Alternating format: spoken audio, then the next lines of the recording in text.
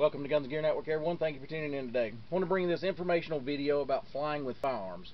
I'm getting ready to go on a business trip here soon, and thought this would be a good opportunity for me to show you what my procedures are when I'm going to go flying or out of state. So the first thing I do is I get on the internet and I start researching around the city, state, county where I'm going to make sure that I'm allowed to have the firearm there to begin with. If they have any regulations or rules or anything I need to familiarize myself with, I need to make sure that I understand those and make sure it's okay for me to even take the firearm into that area. It's the first thing I do. Next thing I do is I check the local TSA website and the company that I'm flying with, check their website on their current guidelines for flying with firearms. You may watch this video 2 years from now after I've posted it, and the guidelines may have changed. So make sure you're always checking what current guidelines are, and so forth. So after I check with all that, and then I check the guidelines of both, like I said, the rules and regulations of the state, and then the TSA and the company I'm flying with, then I'm going to put my firearm together to be able to be flown. Now, you can use a lockable case as kind of their guideline, and believe it or not, something as simple as this plastic case could possibly pass and be okay. Now, the problem with these that I have is, if you look, I've just put this little clasp thing on here just to represent a padlock on here. But if you look, I can undo. Let's see if I can get this in camera. I can undo either one of those, and I could pull a firearm out of here. I could fish it out pretty easy and never take the padlock off or disturb it and put it back. And somebody could put a brick in there or whatever to simulate the weight. So it may be before you may get to the hotel before you would even notice something like this missing like that, especially if they replace the weight with something. So I don't particularly like flying with something like this, even though this actually may pass TSA guidelines. I don't like it. So what do I fly with? I usually fly with something like this Nano Vault 200 by, I think this one is Gun Vault, is who this one's made by. So I like something like this. It is metal, it's lockable to the point of if they have to get it or try getting into it, they're going to have to actually use some tools. So I'm going to see some tamper marks, where that plastic case I wouldn't see that. So I like something like this. So let's look at how we do it. There's a few things you got to keep in mind.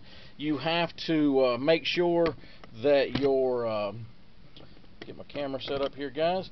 The gun has to be unloaded, number one. And you may decide you want a bigger case than this.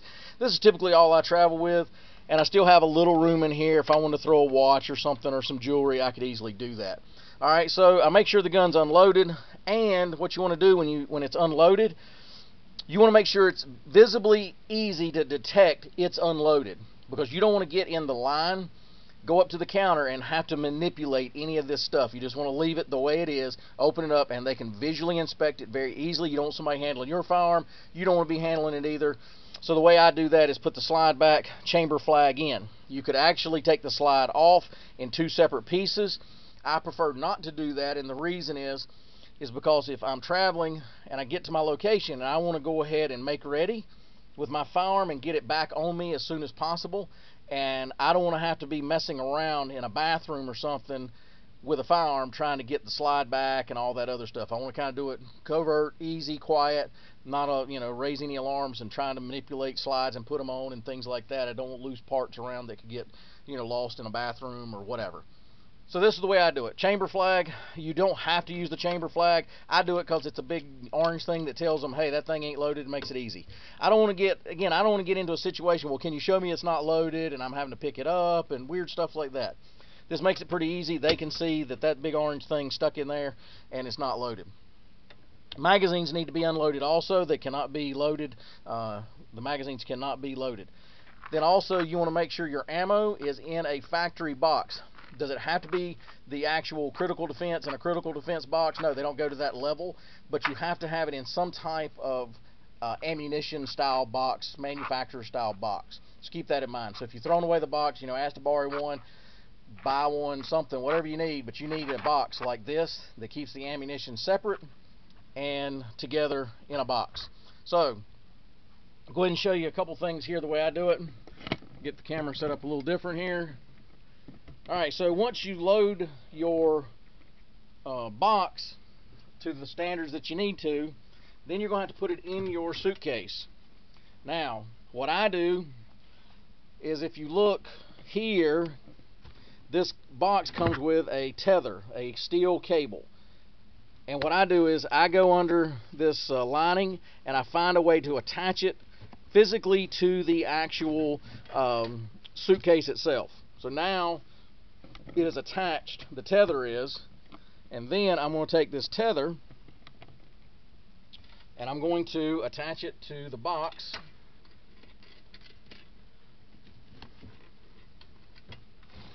Give me 1 second, guys. Get everything lined up here. Everything kind of has to be in the box right, or it won't shut good.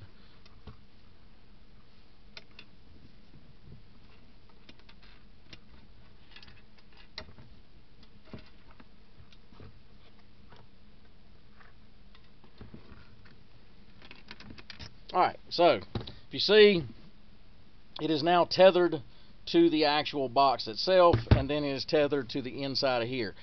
Now I'll pack all my clothes and set this on the very top, so when they ask to see it, I can unzip this, take my key.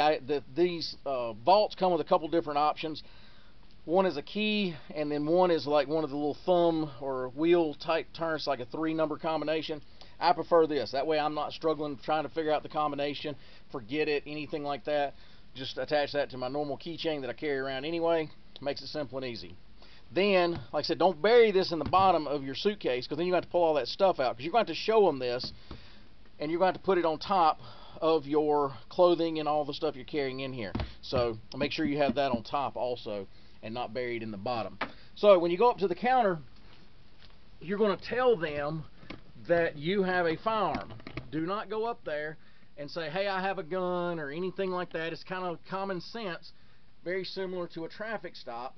You need to tell them you need a firearms declaration form, and they'll know exactly what you're talking about, and they'll pull out the form so they know that you have a firearm with you that you're putting on in the plane.